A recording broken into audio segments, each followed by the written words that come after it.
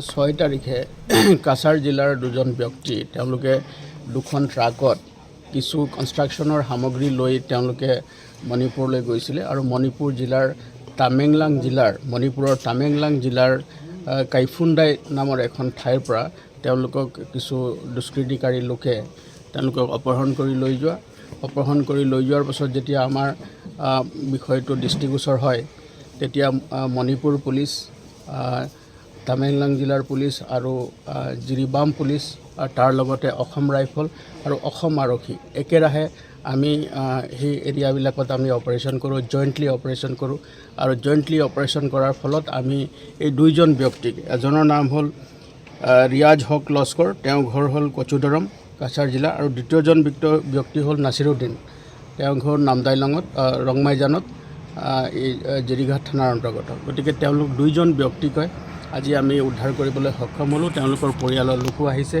আছাম ৰাইফলৰ লোক আছে, মণিপুৰ আৰক্ষীৰ আমাৰ ইয়াৰ জিৰিবামৰ ইনচাৰ্জ SP মহোদয় আছে, আৰু আমি সকলোৱে তেওঁলোকক এটা জইণ্ট অপাৰেশ্যনৰ জৰিয়তে আমি তেওঁলোকক উদ্ধাৰ কৰিবলৈ সক্ষম হৈছোঁ। আৰু আজি তেওঁলোকৰ এতিয়া আমি স্বাস্থ্য পৰীক্ষাৰ পিছত আমি তেওঁলোক পৰিয়ালৰ সৈতে তেওঁলোকক আমি যাবলৈ দিম। ক'ৰ পৰা ৰিকভাৰ হৈছে ছাৰ? তেওঁলোক কাইফুণ্ডাই অঞ্চলৰ পৰা আহি তেওঁলোক হাবিৰ এটা অঞ্চলত আমি সেই অঞ্চলৰ পৰা তেওঁলোকক ৰিকভাৰ কৰোঁ। মণিপুৰৰ পৰা তেওঁলোক আহি থাকোঁতে আমি জিৰিঘাটত যিটো আমাৰ অঞ্চল আছে, আমাৰ যিখিনি নাকা চলি থাকে, সেই অঞ্চলৰ পৰা আমি তেওঁলোকক উদ্ধাৰ কৰি লৈ আহোঁ। কাৰণ তেওঁলোকক আমি যেতিয়া জোৰ অপাৰেশ্যন আমাৰ চলিছে, গোটেই অঞ্চলজুৰি আমি সমগ্ৰ যিখিনি ডেন্স ফৰেষ্ট আছে, এই হাবিবিলাকৰ ডাঠ হাবিৰ মাজত আমাৰ অপাৰেশ্যন চলিছে।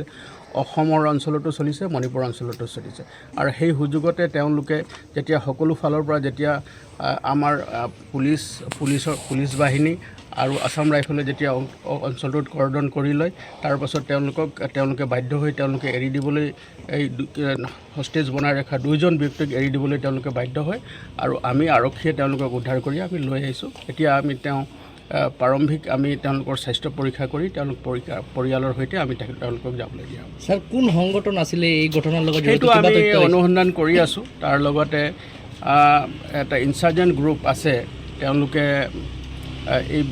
এইটো তেওঁলোকক অপহৰণ কৰি লৈ গৈছে আৰু তেওঁলোকে ধন দাবী কৰিছিলে, যদিও তেওঁলোকে ধন নিদিয়াকৈ আমি তেওঁলোকক উদ্ধাৰ কৰিবলৈ সক্ষম হ'লোঁ। আমি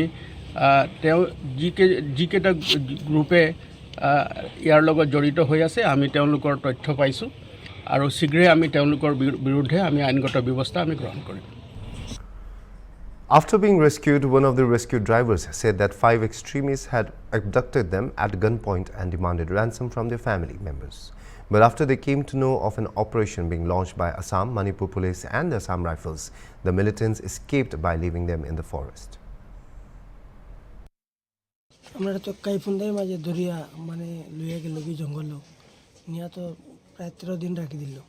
13 দিন রাখার পরে আজকে তো ছাড়িলা, কিন্তু আমরা আসাম পুলিশ, মণিপুর পুলিশে তো মায়া করি আমরা ছুটেই আনলা, আর ওটাও করলাম।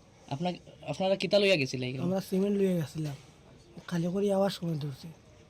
কোন জায়গায় গেছিলেন? কার কোম্পানি? ঝান্ডু কোম্পানি। এটা খারা ধরছে, আপনারা কিছু বুঝছেন নি? এটা তো আমরা বুঝতে পারছি না, এটা মুখ বান্ধা আসিল, আর অন্ধকার চিনাও যায় না। হাতিয়ার আসিলেন? হাতিয়ার আসিল লোকে। কেমন আছে? কয়জন আছিল দল? মানুষ তারা 5 জন আছিল। এমনি মাইর ধরে করছেন? না, মারা যারা করছে না, মারা ওরা কিচ্ছু করছে না। আপনার নাম? আমার নাম রেজিল লস্কর। বাসা? বাসা মতিনগর, আমরা ঘাট কচুদরম থানা। ঠিক আছে।